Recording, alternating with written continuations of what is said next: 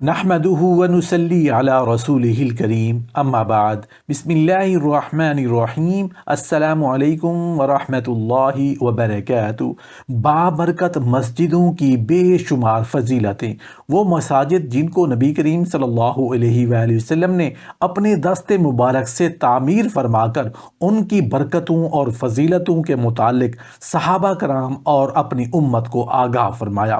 محترم ناظرین، مدینہ منورہ میں مسجد نبوی کے علاوہ اور بھی بہت سی مساجد نبی کریم صلی اللہ علیہ وآلہ وسلم کے زمانہ میں تعمیر ہو گئی تھیں، جن میں نبی کریم صلی اللہ علیہ وآلہ وسلم نے نماز پڑھی ہے۔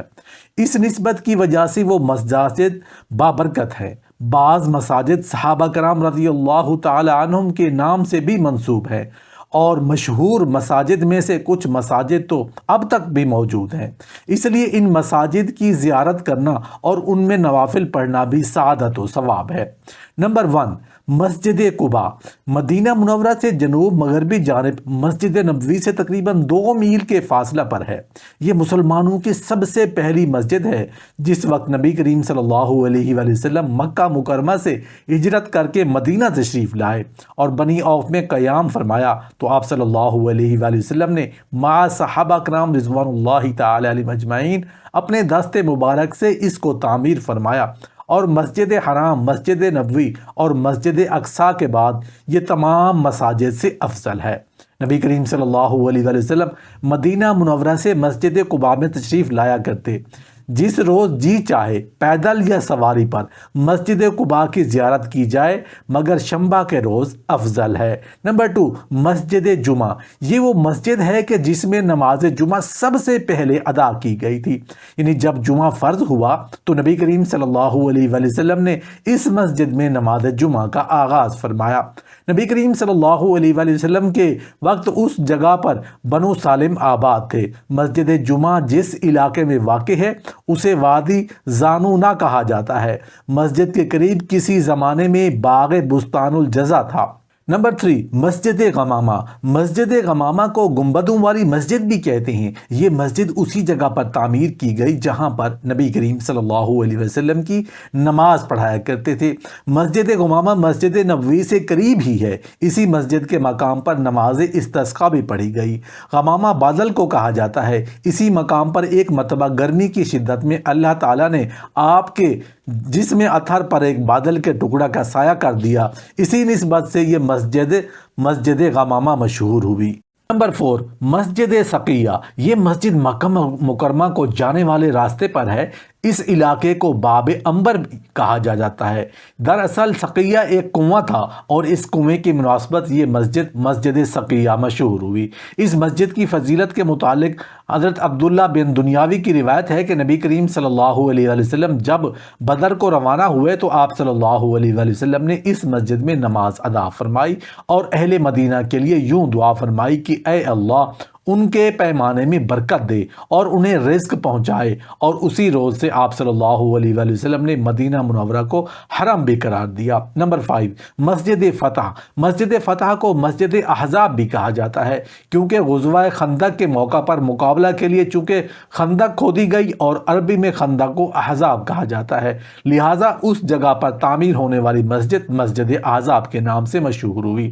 غزوہ خندق کے موقع پر نبی کریم صلی اللہ علیہ وآلہ وسلم اس مقام پر 3 دن دعا فرماتے رہے، یعنی پیر، منگل اور بدھ، اور آخری روز یعنی بدھ کے روز اللہ تعالیٰ نے فتح کی خوشخبری دی، اور اس وجہ سے غزوہ خندق میں مسلمانوں کو فتح ہوئی۔ اس جد میں قبلہ رخ 4 اور مساجد ہیں، جو مسجد سلمان فارسی رضی اللہ تعالی عنہ، مسجد ابوبکر رضی اللہ تعالی عنہ، مسجد عمر رضی اللہ تعالی عنہ اور مسجد علی رضی اللہ تعالی عنہ کے نام سے مشہور ہیں۔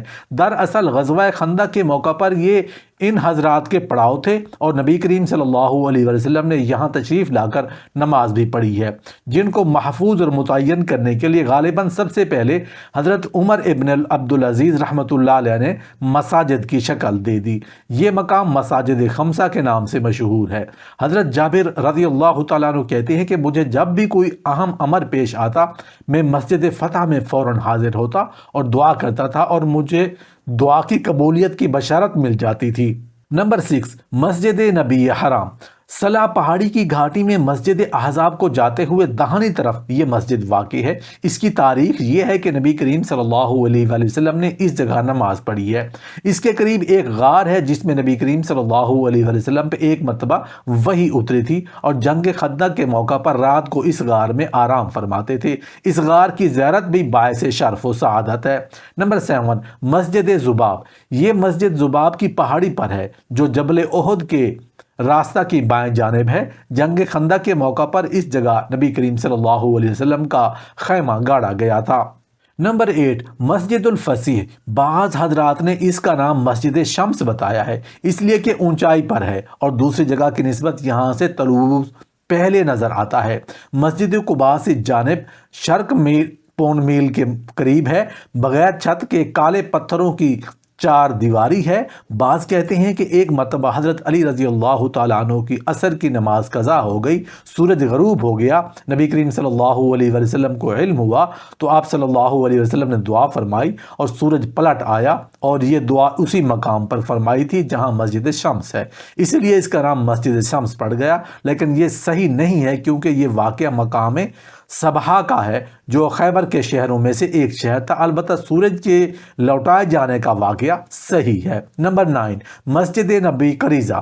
مسجد فضی سے جانب مشرق تھوڑے فاصلے پر ہے۔ یہودی قبلہ بنو قریظہ کے محاصرہ کے وقت اس جگہ نبی کریم صلی اللہ علیہ وسلم نے قیام فرمایا تھا اور یہود کے مقرر کردہ حکم حضرت سعد بن معاذ رضی اللہ تعالیٰ عنہ نے یہیں وہ فیصلہ صادر کیا تھا جس کی روح سے یہودی مردوں کو قتل اور بچوں اور عورتوں کو قیدی بنایا تھا۔ نمبر 10، مسجد نبی ظفر۔ یہ مسجد بقیع سے مشرقی جانب حرہ واقم کے کنارے واقع ہے اور یہاں قبیلہ بنو ظفر نامی بدوباش رکھتا تھا۔ ایک مرتبہ سرکار دو عالم صلی اللہ علیہ وسلم یہاں تشریف فرما ہوئے اور نماز ادا فرمائی۔ نماز کے بعد وہیں پڑے ہوئے ایک پتھر پر آپ بیٹھ گئے۔ اہل مدینہ میں زمانہ قدیم سے یہ بات مشہور رہی ہے کہ جس عورت کی اولاد نہ ہوئی ہو اور اس پتھر پر بیٹھ جائے تو انشاءاللہ صاحب اولاد ہو جاتی ہے۔ اس پتھر پر بیٹھ کر ایک صحابی رضی اللہ تعالیٰ عنہ نے آپ صلی اللہ علیہ وسلم کی فرمائش پر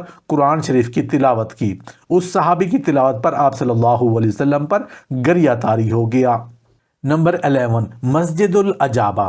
بقیع سے شمال جانب بستان سمان کے پاس ہے۔ اب اس کے آس پاس بستانیں کی جگہ عمارات ہیں اور کافی آبادی ہے۔ اس وقت بنو معاویہ ابن مالک بن زوف کے یہاں مقیم تھے، اس لیے اس کا نام مسجد نبی معاویہ بھی ہے۔ ایک مرتبہ نبی کریم صلی اللہ علیہ وسلم اس جگہ تشریف لائے، نماز کے بعد دیر تک دعا میں مشغول رہے اور فراغت کے بعد فرمایا، میں نے اپنے رب سے 3 درخواستیں کی تھیں۔ نمبر 1، میری امت کو اجتماعی قحط سالی کے عذاب سے تباہ نہ فرمائیے۔ نمبر 2، اسے غرق عام سے ہلاک نہ فرمائیے۔ نمبر 3، ان میں باہمی اختلاف ہو تو خانہ جنگی نہ ہو۔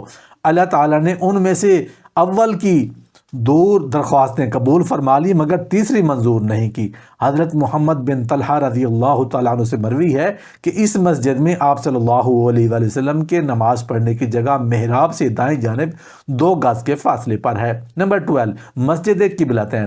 مدینہ منورہ کے شمال مغرب میں وادی عقیق کے قریب اونچائی پر واقع ہے۔ اس کی ایک دیوار میں محراب کا نشان بنا ہوا ہے جس کا رخ بیت المقدس کی طرف ہے اور دوسری دیوار میں بجانب کعبہ باقاعدہ محراب ہے۔ کہتے ہیں کہ یہ تحویل قبلہ کا حکم عین حالت نماز میں اسی مسجد میں نازل ہوا تھا، اس لیے اسے مسجد قبلتین کہتے ہیں۔ نمبر 13، مسجد سجدہ۔ بسطہ بحری اور بساتین صدقہ کے درمیان واقع ہے۔ اس جگہ نبی کریم صلی اللہ علیہ وسلم نے 2 رکعت نماز ادا فرمائی اور کافی طویل سجدہ فرمایا۔ اس کو مسجد بحیرہ بھی کہتے ہیں۔